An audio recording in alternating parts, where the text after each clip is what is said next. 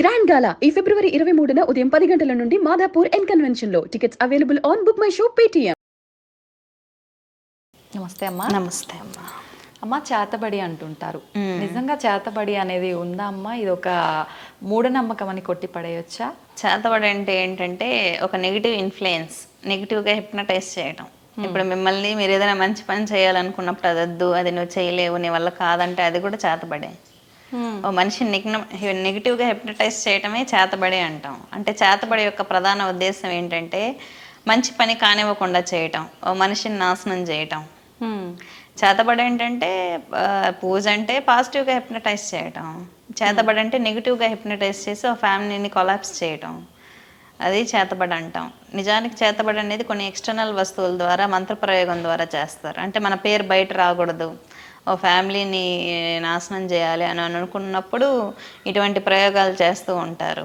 ఓ మంత్రాన్ని, ఇప్పుడు లలితా త్రిపుర సుందరి మంత్రాన్ని తీసుకున్నప్పుడు ఆ మంత్రాన్ని రివర్స్లో చదివినప్పుడు అది చేతబడి మంత్రం, భయంకరమైన కాశ్మీర మంత్రంగా మారుతుంది అన్నమాట.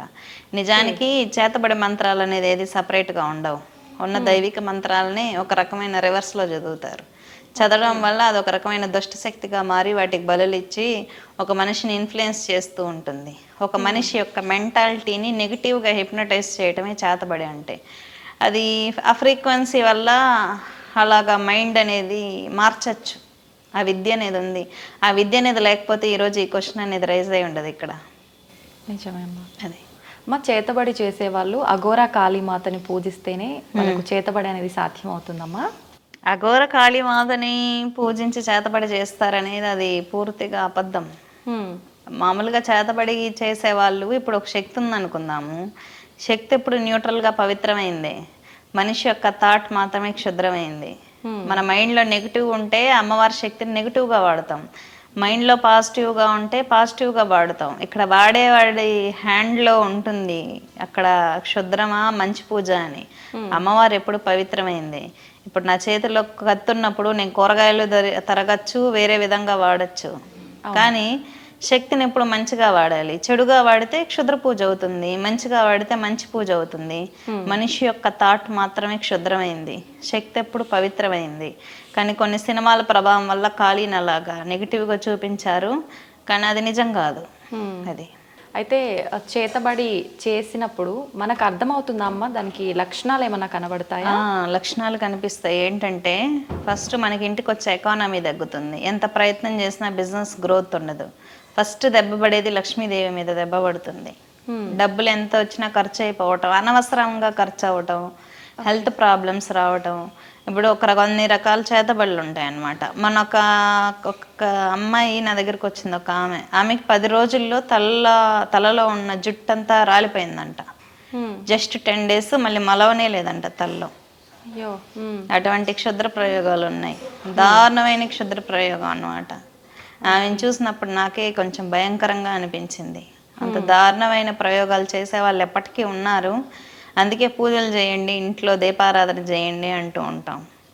జస్ట్ ఆమె వేరే వాళ్ళకి డబ్బులు ఇచ్చి తిరిగి అడగటం వల్ల ఆమెను అలా చేసేసారు. అలాంటివి ఉన్నాయి. చెడేది రావటం అంటే ఇదే అమ్మా. వేరే వాళ్ళ దగ్గర నుంచి డబ్బులు తీసుకోవడం ఇది ఒక ప్యాషన్ అయిపోయింది. ఇంకా వాళ్ళ మీద వాళ్ళు ఇంకా డబ్బులు అడగకుండా అలా చేయటం.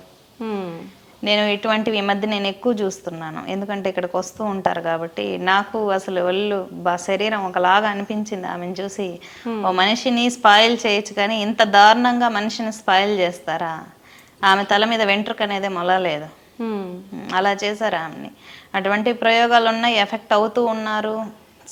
ఒక మనిషిని స్పాయిల్ చేయడం ఈజీ, కానీ వాళ్ళని గ్రో చేయడం చాలా కష్టం, బాగు చేయడం కష్టం. ఒక చెట్టుని నరకడం ఎంత ఈజీనో చెట్టుని పెంచడం ఎంత కష్టమో ఇది అంత కష్టం. క్షుద్ర ప్రయోగాలు అనేది చేయకూడదు. ఈరోజు వాళ్ళకి ఎఫెక్ట్ అవ్వచ్చు, కానీ యూనివర్స్ అనేది ప్రకృతి ప్రతీకారం ఖచ్చితంగా తీర్చుకుంటుంది. న్యూటన్ 3rd law విన్నారు కదా, యాక్షన్కి రియాక్షన్ ఖచ్చితంగా ఉంటుందని. ఖచ్చితంగా చేసిన అతను అనుభవిస్తారు, కానీ అటువంటివి చేయకపోవటం ఉత్తమం. ఎందుకంటే ఒక మనిషిని శిక్షించే హక్కు, చంపే హక్కు ఎదుటి వ్యక్తికి లేదు. ఏది చేసినా అది ప్రకృతి చేయాలి. యూనివర్స్ లాస్ని మనం ఎలా హ్యాండ్లో తీసుకుంటాం. మీ దగ్గరికి రెగ్యులర్గా వస్తుంటారమ్మా ఇలా చేతబడికి గురైన వాళ్ళు? చేతబడికి గురైన వాళ్ళు వస్తూ ఉంటారు. ఎందుకంటే చేసేది కాళీ ఉపాసన కాబట్టి.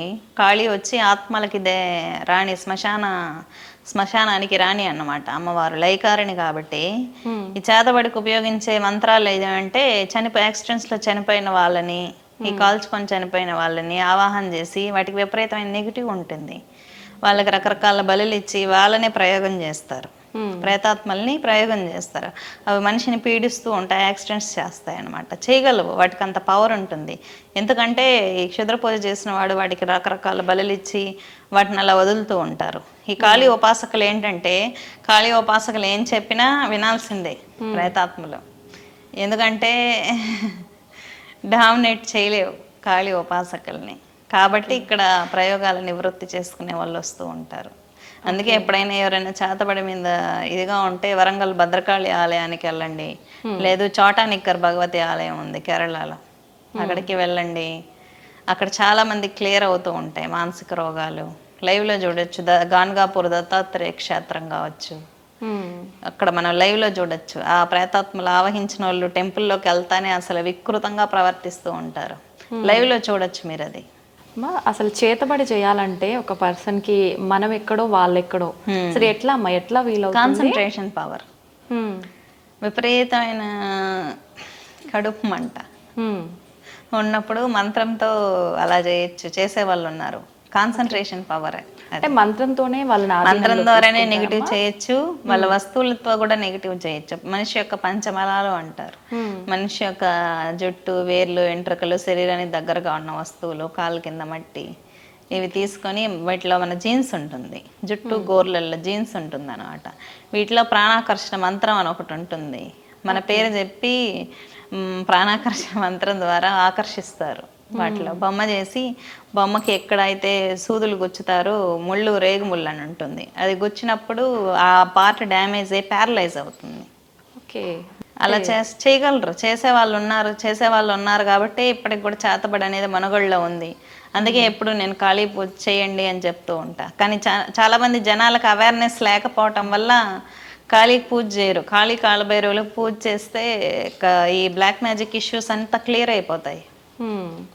అదే అంటే మనకి ఎవరైనా చేతబడి చేసినప్పుడు, మనపై ఏదైనా నెగిటివ్ ఎనర్జీ ఉన్నప్పుడు, అంటే ఆలయాలకు వెళ్ళడానికి కానీ డివోషనల్ సైడ్ మనం అడుగు పెట్టాలి అంటే పెట్టనివ్వదు ఆ నెగిటివ్ ఎనర్జీ అంటుంటారు. నిజమేనమ్మా? చాలా మంది క్షుద్ర ప్రయోగాలు ఉన్నప్పుడు వాళ్ళు మంత్రాలను వినటానికి ఇష్టపడరు. ఫస్ట్ ఇప్పుడు వెంకటేశ్వర స్వామి కీర్తనలు వస్తాయి, ఎప్పుడైనా ప్రేతాత్మలను పట్టిన వాళ్ళకు వినిపించండి, వాళ్ళు వినలేక టెన్షన్ వచ్చి బాడీ షివర్ అయిపోతుంది, అస్సలు వినాలనిపించదు, ఆ ప్లేస్లో ఉండాలనిపించదు. పూజ చేసే ప్లేస్లలో ఈ ప్రయోగాలు జరిగిన వాళ్ళు ఉండలేరు అన్నమాట. ఒకటి, వాళ్ళు దీపం ఎంత పెట్టాలని ట్రై చేసినా పెట్టలేరు, దేవుడు ముందు పూజ చేయాలన్నా చేయలేరు. చాలా వరకు పూజలు తగ్గించేయటము, ఈ నెగిటివ్ మనుషులకు అట్రాక్ట్ అవుతూ ఉంటారు. నెగిటివ్ వాళ్ళకి అట్రాక్ట్ అవ్వడం, నెగిటివ్ వాళ్ళకి బెండ్ అయిపోవటం, మంచి ఎంత చెప్పినా వినరు, స్నానం చేయరు, ఇల్లు శుభ్రంగా పెట్టుకోరు, పొద్దున్నే నిద్రలేయరు, ఇటువంటి గోర్లు జుట్టు కట్ చేసుకోరు, ఇటువంటి లక్షణాలు అంటే సిక్ అయిపోతూ ఉంటారు మానసికంగా. ఇవి ఎలా అయితే సూసైడ్స్ దాకా వెళ్ళిపోతారు చిన్న రీజన్కే. ఏంటంటే చేతబడి అంటేనే మనిషి యొక్క ధైర్యం, స్థిరత్వం మీద దెబ్బ కొడతారు. వీళ్ళేంటి చిన్న రీజన్కే సూసైడ్ దాకా వెళ్ళిపోతారు అన్నమాట. ఇది చాలా ప్రమాదకరం. అందుకే ఎందుకు మనం దుర్గాదేవిని ఆరాధిస్తూ ఉంటాం, ధైర్యానికి ప్రతీక.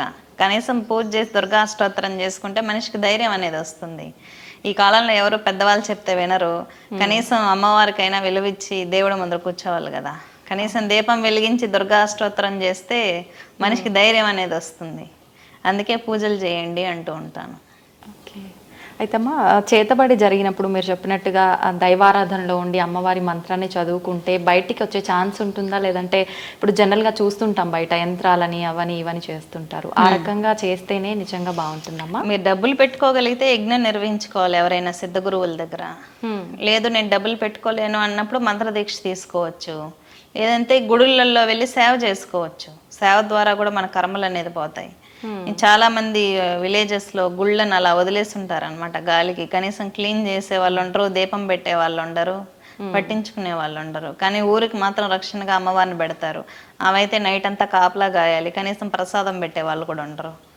అలాంటి టెంపుల్స్ ని చూస్ చేసుకొని కనీసం సేవ చేసుకోవాలి, క్లీన్ చేసుకొని అమ్మవారికి ప్రసాదం పెట్టడము, అక్కడ అమ్మవారికి వస్త్రాలు కట్టడం, అభిషేకం చేయడము, పూజ చేయడము చేసుకుంటే ఖచ్చితంగా బ్లాక్ మ్యాజిక్స్ క్లియర్ అవుతాయి. ఓకే. డబ్బులు లేదు అనుకున్నప్పుడు ఈ పద్ధతిని ఆచరించండి. అది ప్రతిష్టలు ఉంటాయి, విలేజ్లలో ప్రతిష్టలు ఉంటాయి. ప్రతిష్టల దగ్గరికి వెళ్ళి పూజ చేసుకోవటము, ఏదో ఒకటి సేవ చేయటము, అది అలాంటివి చేసుకుంటూ ఉండాలి. ఓకే అమ్మ, అలా మీరు ఇప్పుడు చెప్పినట్టుగా చాలా టెంపుల్స్ అయితే ఉన్నాయమ్మా. ఒకటేంటంటే ఎక్కువ పూజలు ఆరాధనలు లేకుండా అలా వదిలేసిన టెంపుల్స్లో అసలు దేవుడి మహిమలు ఉండవు అని అంటుంటారమ్మా. అది నిజమే అంటారా? ఒక అపోహనేనమ్మా? నేను పూజ చేసిన ఆలయం బాగా 300-400 ఏళ్ల క్రితం పాడుపడిపోయిన దేవాలయం. అక్కడ పూజ చేయటం వల్లే నాకు జ్ఞానం అనేది ఉదయించింది. శక్తి ఎప్పుడు ఉంటుంది. మనం ప్రసాదం పెట్టడం, నివేదనలు చేయటం, పూజలు చేయటం అనేది మన కోసం మనం చేసుకుంటాం. దేవత కోసం ఏం చేయం. అన్నీ ఇవ్వగలిగిన దేవతకి ప్రసాదం మనం పెడితే సరిపోతుందా? అంత పెద్ద మహాశక్తికి మన అనుగ్రహం కోసం మనం చేసుకుంటాం పూజ అనేది. అమ్మవారికి ఎప్పుడు కాదు. అమ్మవారి దగ్గర అన్నీ ఉంటాయి. సృష్టిని సృష్టించగలిగిన దేవికి ఆకలి ఉంటుందా? ఆమెకు ఆకలిస్తే మనం తీర్చగలమా? తీర్చలేంగా. సంతోషం అమ్మా, ధన్యవాదాలు.